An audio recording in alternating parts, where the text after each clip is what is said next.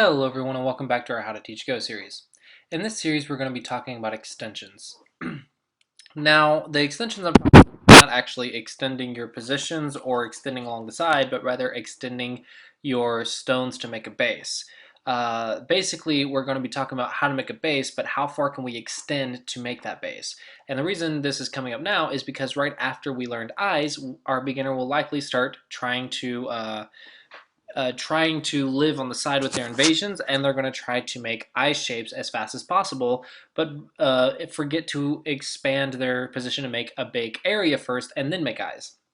And so that's why we want to teach it now. First off, don't discourage your opponent or your beginner from actually making eyes, but rather say we can make eyes more effectively or more efficiently by expanding our space first and give us more space to work with to make those eyes.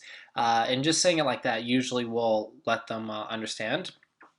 And so probably the position you want to come up with is actually something along these lines, where they go in and you can try, and if you want to introduce this concept, you can try blocking like this, and this will force them to actually extend. So they might jump up, and you'll say, why jump up instead of extending and making points first? Because the center's not bigger than the center, or I mean the center's not bigger than the side. So you'll say try to extend along the side to make more points, and also to make eyes. And most of them probably will do this, but some might jump.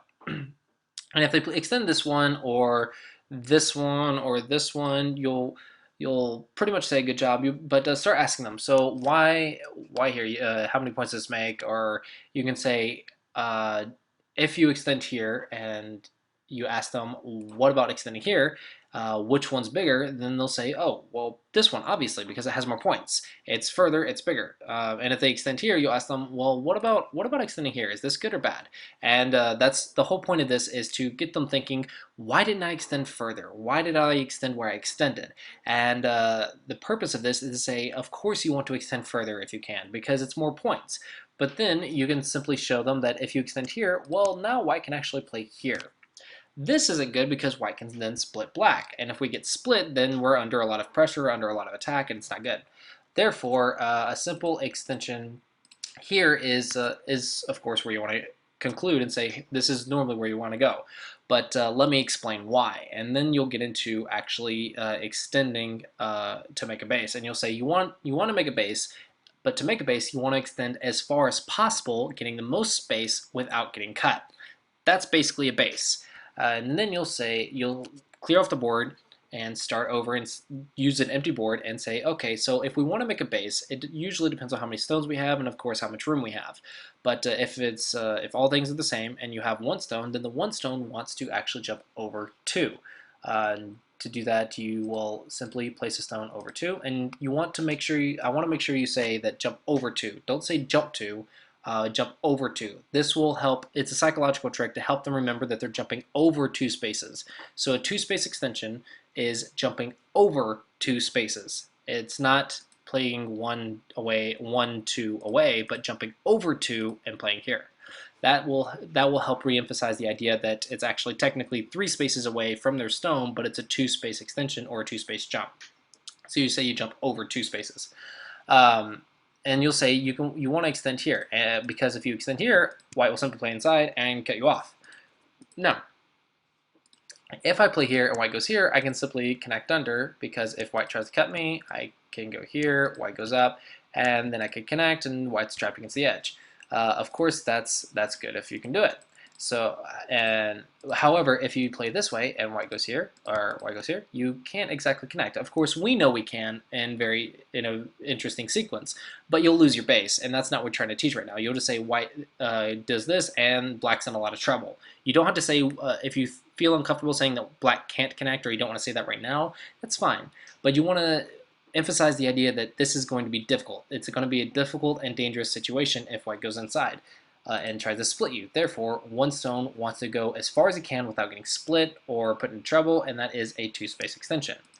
Now we can say if you have 2 stones, though, 2 stones in a row, you can jump over 3. This is because now if white goes inside, we can actually play this way, And we can surround white, and white will probably die on the inside. Therefore, we're not disconnected because white can't split us. And that's why 2 stones can jump over 3.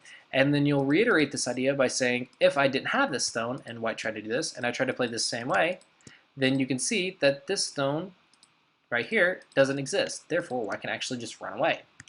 And if I try to play here, white will run, and white escapes, and black's cut off. But if we have the stone, and you'll replace it right here. If we have the stone here and we play this, now when white tries to run, we can actually see a white in, and this stone is blocking white. Therefore, with 2 stones, we can jump over 3. And try to speak slowly and clearly, and maybe try to reiterate your ideas, or try to ask them if they understand. Try to ask them to re-explain it to you to make sure they understand, or to reinforce the idea, and explain that 1 stone can jump over 2 without getting cut, and 2 stones can jump over 3 without getting cut. And then you're going to teach them an easy way to remember that. And the easy way to remember how far you can jump is to say 1 stone jumps over 2, 2 stones jumps over 3, 3 stones jumps over 4, and 4 stones or more, which is thickness, jumps over 5. And basically you'll say that take the number you have, and you can explain this in your own words. If you can find a clever way to word it, go ahead and do that. But basically, it's the stones you have plus 1 is how many you want to jump over. So if you have 1 stone, you want to plus 1, which is 2, and jump over that many. So you jump over 2. So 1 plus 1 is 2. And if you have 2 stones, 2 plus 1 is 3. So 3 space extension. 3 stones, 3 plus 1 is 4. So jump over 4, or 4 space extension. So it's basically the number of stones plus 1 is how far you want to jump over, or how far you want to extend. So in this case, this is a 2 space extension. 1 plus 1 is 2 to jump over. 2 stones wants to jump over 3. 3 stones wants to jump over 4. And 4 stones or more wants to jump over 5. And hopefully that will sit with your beginner, and hopefully they will understand that. If not, see if they have any questions, or ask them, do you understand this concept? Maybe you can make them repeat it back to you, or maybe you can set up a few examples. Actually, it might be a good idea here to set up a few examples and say, okay, so if I have a stone on this side of the board, and I want to make a base going upwards, how far do I extend? Where would I place a stone? And then they'll say, oh, you want to place it right here, or maybe they'll get it wrong, you can correct them. But try to make sure they understand the idea, try and reinforce it, give them a couple examples, let them try, and then, of course, try to force that situation in your teaching games as well when you teach them, and try and get them extending in the proper amount each time. If you find yourself in this position, and you kick, and then you jump. If you kick, and then you jump, and they say 2 stones jumps over 3, so I'm going to go here. That is fine. Don't correct this right now. Even though this is not the correct move, because you don't want to under shoulder your hit yourself, this would technically be the correct move because of D4. You don't want to say that right now. On a 19 by 19, it'll become more obvious, but in this case, you want to just do this and avoid the double hane until they're a little bit stronger. You can just simply extend like this, and it's good enough. Let them learn this concept first, then you can worry about correcting it with the exceptions later. But I wouldn't recommend worrying about the double hane shape right now, because it's just a little too advanced, and they're not quite ready for the 19 by 19 in my feeling, and this is something that will discourage a 3-space extension, and you don't want to discourage that. You want to encourage the 3-space extension from 2 stones, because it's what they're supposed to do on the 19 by 19. And right now, all you're doing is developing the building blocks to get them on a 19 by 19 playing a very strong and powerful game. So the double hane is something you'll teach later. But for now, just go ahead and let them do that. That's fine. And if you don't want them to do that, you can simply just play this move instead. And that way they'll do this, and they can block. And then if they can jump, you can just run. That way you don't get that under shoulder, or you can just avoid that altogether. But it just depends on what you want to do, how you want to teach it.